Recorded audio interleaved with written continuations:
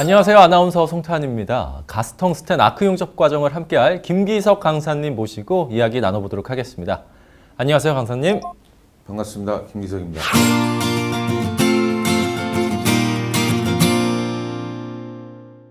네, 이번에는요, 용접결함 확인하기에 대해 함께 알아볼 텐데요. 용접결함 확인을 위해서는 어떤 사항들을 점검해야 할까요? 자세하게 설명 좀 해주시죠. 네, 용접부는 열에 의해 모재와 연과제가 녹아 형성되는 과정이지만 짧은 시간에 가열 및 냉각을 하게 돼서 용접부가 야금학적인 화학 반응과 팽창, 수축 등의 물리적 변화가 일어나게 됩니다. 그 결과로 용접부 변형, 응력 집중, 열 영향부 경화, 인성 저하 등으로 구조물의 파손이나 파괴의 원인이 되고요. 용접 결함의 원인은 용접 재료 및 부적절한 시공법 또는 용접사의 기량 부족 등으로 여러 복합적인 영향에 의해 발생합니다. 네, 이 용접결함의 방지를 위해서는 그 원인을 분석해서 사전에 예방하도록 관리를 해야겠네요. 네, 그렇습니다. 불연속 지시와 용접 결함에 대한 내용을 알아야 하는데요. 불연속 지시는 균일한 형상에서 불균일한 형상이 생성되는 특성이며 용접 결함은 설계된 용접 구조물에 대하여 용접 구조물의 안정성 및 사용 목적을 손상시킬 수 있는 특정한 형태의 불연속 지시를 지칭합니다. 즉, 용접 결함은 특정한 형상의 불연속 지시 또는 관련 기준에 규정된 판정 기준에 의거 해당 부품 또는 용접 구조물이 설계된 현장 사용 목적에 부합할 정도로 판정 기준을 초과하는 불연속 지시를 용접 결함이라고 하는 것입니다. 불연속 지시들의 형상은 일반적으로 선형과 비선형의 두 가지로 나눌 수 있습니다. 선형 불연속 지시는 폭에 비해 길이가 3배 이상의 훨씬 큰 것을 말하며 비선형 불연속 지시는 폭과 길이가 3배 미만으로 대체로 비슷하게 구분됩니다. 가해지는 응력에 수직되게 위치하는 선형 불연속 지시는 비선형 불연속 지시보다 훨씬 더 위험한데요. 이러한 선형 지시들은 비선형 지시보다 가해진 응력에 의거 매우 쉽게 파손되며 일단 파손되기 시작하면 계속 성장하여 구조물의 파괴로 연결되기 쉽기 때문입니다. 그러면은 용접결함에는 어떤 것들이 있는지 정리 한번 해주실까요? 네, 용접 결함은 크게 세 가지로 치수상의 결함, 구조상의 결함, 성질상의 결함으로 분류할 수 있습니다. 먼저 치수상의 결함입니다. 열에 의한 팽창 수축이 장소와 시간에 따라 큰 차이에 의해 발생하며 용접부를 중심으로 큰 온도 구배를 가지게 됩니다. 즉, 변형과 잔류응력의 양은 용접부에 주어진 열량에 비례합니다. 치수상의 결함 원인으로는 변형, 용접 금속부 크기 부적당, 비드폭이나 덧붙이, 목두께 등의 과부적 등이 있습니다. 용접부의 변형은 근본적으로 용접 과정에서 발생하는 용융금속의 수축에 의한 인장응력에 기인합니다. 용접금속이 응고되는 동안에 획 및 종방향으로 수축되며 용접부의 힘이나 변형이 발생됩니다. 이 인장응력은 용착량, 용접 방법, 용접 속도 등의 용접 조건에 따라 큰 차이를 보입니다. 그리고 치수와 형상의의 불량 또는 용접사의 도면의의 부족으로 인하여 용접부 형상의 부적당함이 발생하기도 합니다.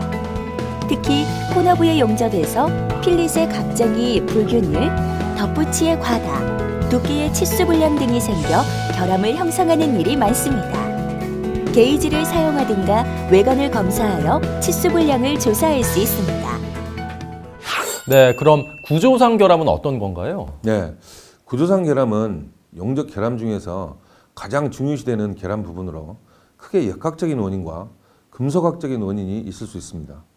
구조상의 결함의 종류로는 기공, 비금속 또는 슬래그 섞임, 용융불량, 용입불량, 언더컷, 오버랩, 균열, 표면결함 등입니다. 불연속 지시 끝단부 날카로움을 기준으로 등급을 분류해보면 가장 날카로운 것은 균열, 용융불량, 용입불량, 슬래그, 개재물, 기공순으로 나눌 수 있고 판정 기준과 일치합니다. 그림에서처럼 구조적 결함에는 여러 가지 형태가 있습니다. 기공은 용접부 표면이나 내부에 존재하는 결함으로 통상 구형으로 존재하며 일종의 공기방울입니다. 부력에 의해 공기방울이 용접금속에서 빠져나가는 시간보다 이르게 용접금속이 응고되면 내부에 남아 질소 혹은 수소와 산소에 의해 기공이 발생합니다. 용접 시 용접사는 기공이 생기는 액상의 용착금속에서 기공을 확인할 수 있습니다. 발생 원인으로는 용접부의 노, 기름, 습기 등이 열에 의해 분해되면서 용착금속 내로 침투하여 발생할 수 있으며 용접재료 및 보호가스의 문제로도 발생할 수 있습니다. 또한 용접 와이어 내부에 플럭스 충전이 되지 않아 발생하는 경우가 드물게 있습니다. 기공은 블로우홀과 웜홀, 수축공 등으로 분류할 수 있으며 블로우홀은 거의 구상과 고립된 기공이며 웜홀은 결정립계에 존재하는 결정립 성장 방향으로 가늘고 길게 연속된 형태의 기공으로 보호가스가 나오지 않으며 100% 발생하며 보호가스가 너무 적거나 많을 경우 혹은 모재에 열이 지나치게 높을 경우에도 발생합니다. 수축공은 응고 중 용융금속의 유동성이 부족해 발생되는 수축공 및 가스에 의해 더욱 확대 성장된 수축공을 말합니다. 구조상 결함 중에서 비드 표면에 분화구 모양으로 된 구멍을 피트라고 합니다. 이것은 용착금속이 응고할 때에 용융지 모양을 한 부분인 크레이터부에 생긴 기포가 크게 되어 표면에 뚫린 구멍을 말합니다. 발생 원인은 블로우홀과 마찬가지로 조악한 모재 또는 페인트 혹은 스케일의 불순물, 용접 조건의 부적당 등에서 오는 것으로 볼 수 있습니다. 구조상 결함 중에 또 균열이 있는데요. 용접성 중에 가장 중요하게 고려해야 할 사항 중 하나가 용접부 균열입니다. 접합부 품질과 성능에 매우 중요한 영향을 미치기 때문에 방사선 사진을 검사할 때도 주의를 기울여야 합니다. 균열이 발생되면 저온 균열과 고온 균열의 판단은 매우 중요하며 원인과 조치 방법이 다릅니다. 여러 가지 상황으로 추측을 할 수 있지만 일반적으로는 SEM을 통해 파단면이 옥수수같이 갈라지면 고온 균열이라 할 수 있습니다. 시펜을 액체 질소에 담근 다음 충격을 주게 되면 파단면이 쪼개져서 관찰할 수 있습니다. 또 다른 결함의 종류로 성질상의 결함이 있죠. 네, 성질상의 결함 종류로는 인장 강도 부족, 항복 강도 부족, 연성의 부족, 경도의 부적당, 피로 강도 부족, 충격에 의한 파괴 등 기계적 성질의 불량함과 화학 성분의 부적당, 내식성의 불량 등이 화학적 성질의 불량함 정도입니다.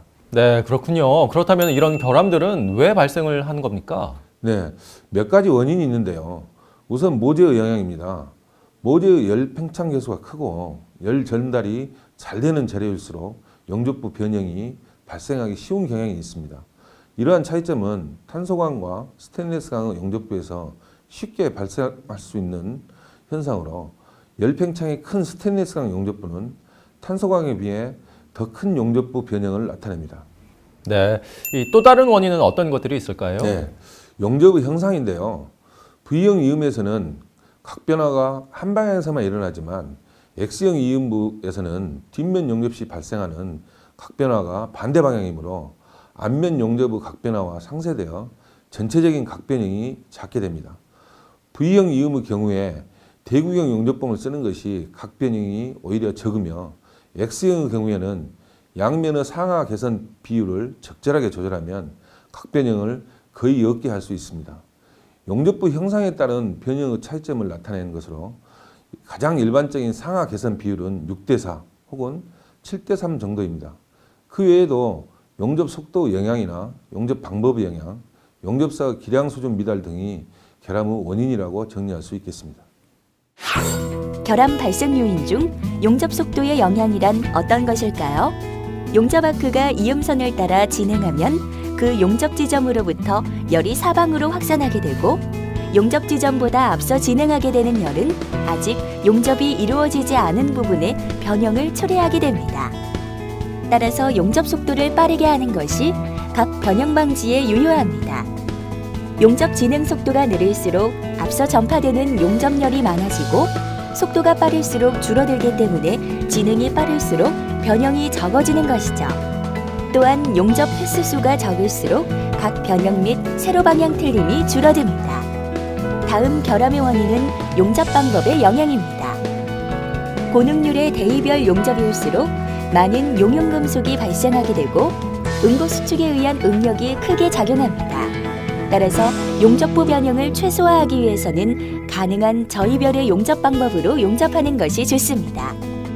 또한 용접의 경우 용접사의 높은 기량이 요구되는데 기량 수준 미달로 인해 결함이 발생할 수 있으며 결함으로 인한 불량 생산으로 인해 생산원가의 상승을 가중시킬 수 있습니다. 용접 전반에 대한 이론 지식을 숙지하고 정기적인 관계, 용접의 특성, 가스의 특성, 재질의 성질, 각종 용접 용어 등의 지식을 습득하여 활용할 수 있어야 합니다.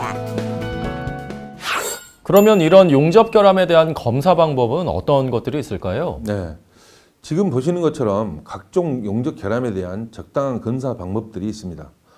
표에 보시는 것처럼 육안으로 검사가 가능한 것과 비파괴 검사 방법으로 하여하는 것과 파괴적 검사 방법이 있습니다. 네, 알겠습니다. 그러면 이런 용접 결함 검사 방법들이 현장에서는 어떻게 이루어지는지 화면을 통해서 확인해 보겠습니다. 화면 보시죠. 안녕하세요. 네, 어서 오세요.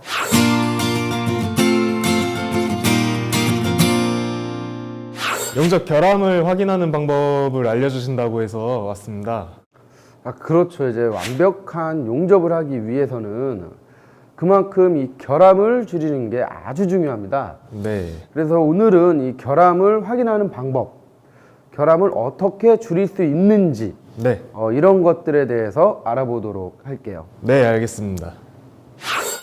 치수상 결함, 구조상 결함, 성질상 결함을 확인합니다. 치수상 결함 및 방지 대책을 파악합니다. 번영은 일반적으로 모재, 형상, 용접 속도와 방법 등에 의해 발생하는 결함이며 용접부 변형 방지 대책으로는 적절한 이음 형상을 사용합니다. 우선 이 이음의 모양이 가능한 용접부 단면이 대칭이 되도록 하고요.